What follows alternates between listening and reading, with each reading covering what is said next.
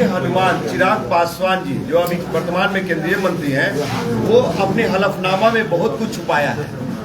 उनके खिलाफ अभी दिल्ली में एफआईआर है जो लाइव है, वो खत्म नहीं हुआ है। उन्होंने छुपाने का काम किया है, जो कि एफआईआर ये है, आईपीसी सीआरपीसी सब दर्ज है। चिराग पासवान का ये एफआईआर में नाम है और उन्होंने हलफनामा में नहीं दिया।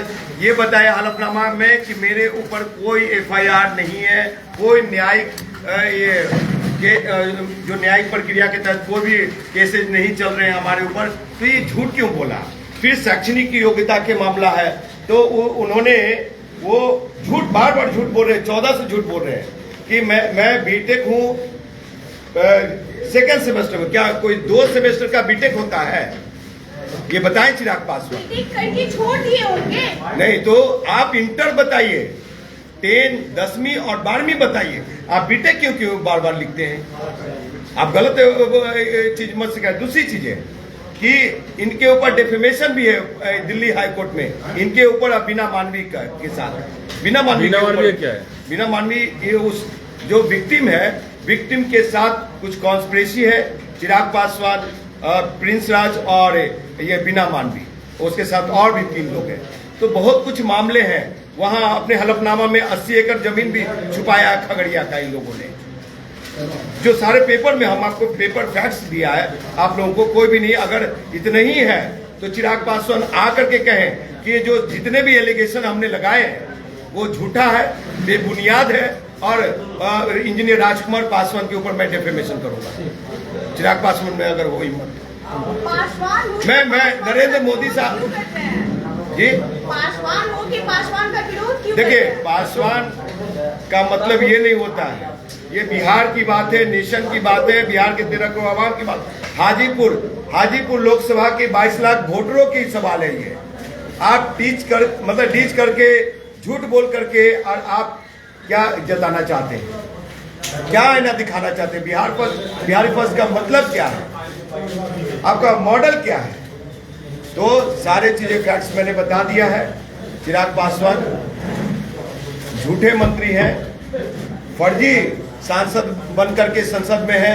जब राहुल गांधी जी का सांसद सदस्यता कैंसिल हो सकती है, जब इंदिरा गांधी जी का सांसद सदस्यता कैंसिल हो सकती है, तो चिराग पासवान का सांसद सदस्यता क्यों नहीं कैंसिल हो सकता है? मैं जानना चाहता हूं देश के सम्मानीय प्रधानमंत्री जी से और गृह मंत्री जी से, देश के मुख्य निर्वाचन आयोग से, भारत के मुख्य निर्वाचन आयोग से और बिहार। वो बीटेक नहीं किए हैं, वो खुद लिख रहे भैया, मैं नहीं करा। तो बीटेक नहीं किए सर, उनके हलफनामा के अनुसार कह रहा हूँ मैं। हाँ। वो बीटेक कह रहे हैं कि मैं 2 ही सेमेस्टर तक पढ़ा हूँ। अच्छा, तो कब तक पढ़िएगा?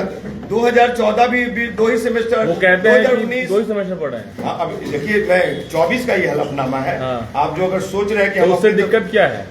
दिक्कत क्या है? हाँ। अब बता रहे, यानी कि देश में 420 भ्रष्टाचारी और क्या कहते हैं, अरविंद केजरीवाल जी की क्या गलती रही है, लालू प्रसाद यादव जी की क्या गलती रही है, वो लोग जेल गए कि नहीं गए, भेजे गए कि नहीं गए?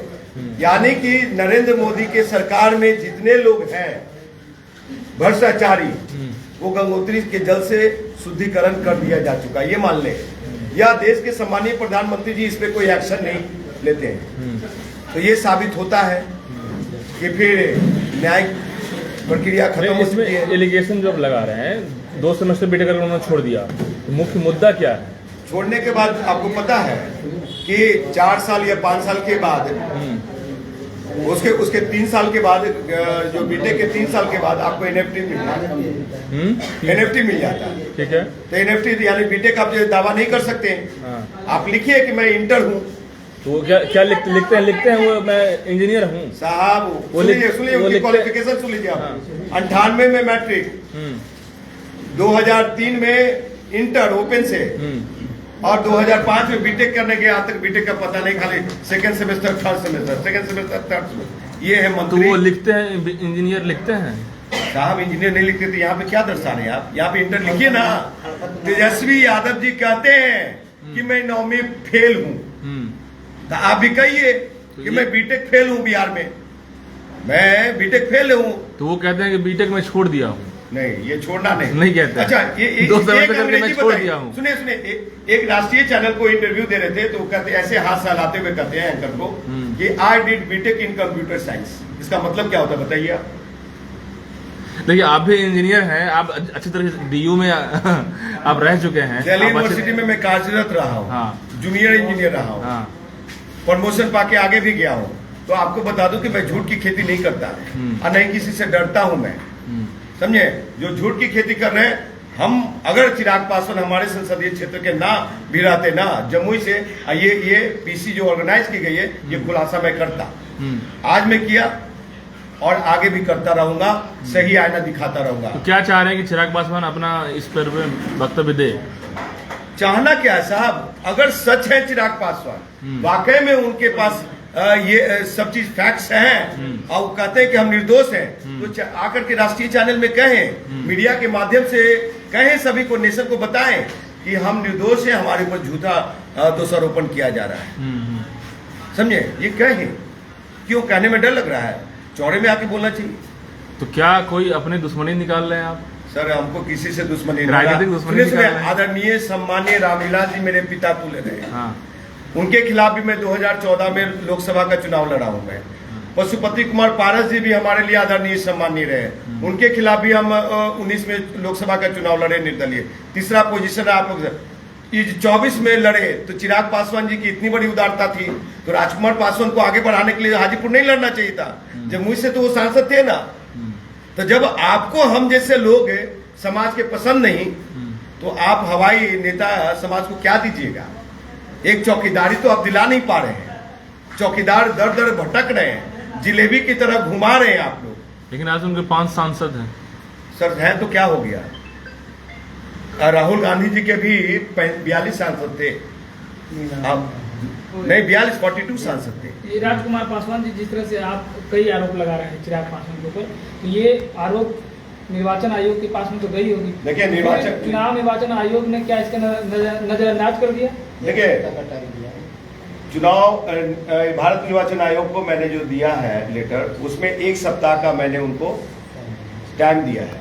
1 सप्ताह में क्या रिप्लाई आता है उधर से, फिर बिहार निर्वाचन आयोग को दिया है, जिला निर्वाचन को दिया है, इस संदर्भ में उनका क्या फैसला आता है, वो अगर करते हैं तो ठीक है, नहीं तो मैं हाई कोर्ट और सुप्रीम कोर्ट जाऊंगा, ऊंची अदालत को दरवाजा खटखटाऊंगा। चुनाव निर्वाचन आयोग पर भी आपका सवाल खड़ा है? बिल्कुल, क्यों नहीं खड़ा है साहब? आपको बता दूं कि उनका हेलीकॉप्टर को मैंने ही 2 दिन तक रोका था। वहां हेलीकॉप्टर को मैंने रोका था चिराग पासवान का। उनकी पार्टी पंजीकृत पार्टी और उनको राज्य स्तरीय पार्टी की दर्जा दे दी गई। यानी कि कहीं न कहीं जिला निर्वाचन आयोग ने और बिहार निर्वाचन आयोग ने फेयर काम नहीं किया, पार्शलिटी किया, उनको साथ दिया गलत में। इसलिए हम ये सब चीज का पर्दाफाश कर रहे हैं और खास करके इनका नामांकन रद्द होना चाहिए। प्रधानमंत्री से मेरी गुजारिश है, देश के प्रधानमंत्री जी से, नहीं तो मुझे लगेगा कि आप ऐसे लोगों को संरक्षण दे रहे हैं, आप ऐसे लोगों को बचा रहे हैं। लगता है कि चिराग पासवान भारत के संविधान से उनका कद ऊपर है, न्यायिक प्रक्रिया से ऊपर है, कानूनी व्यवस्था से ऊपर है, और चिराग पासवान मोदी के लिए बहुत ही खास है, इम्पोर्टेंट है, इसलिए उनका नामांकन कैंसिल नहीं हो रहा है। एक मामला और भी है, बीना मांडवी का कुछ बता रहे हैं आप? डेफेमेशन का मामला है, तो वो तो चल रहा है, जो लगातार वो बिहार की बेटियों पे बोलती हैं, बीना मांडवी जी। तो इस क्या ये विक्टिम महिलाएं जो हैं, क्या वो बेटी नहीं है, बिहार की, देश की बेटी नहीं है? उनके लिए भी बोलना चाहिए, न्याय करना चाहिए। तो उनके लिए उल्टा पुल्टा क्या बोलती है? तो बीना मानवी के खिलाफ भी डेफेमेशन चल रहा है, जो कि मैंने फैक्ट्स आपको दिया है।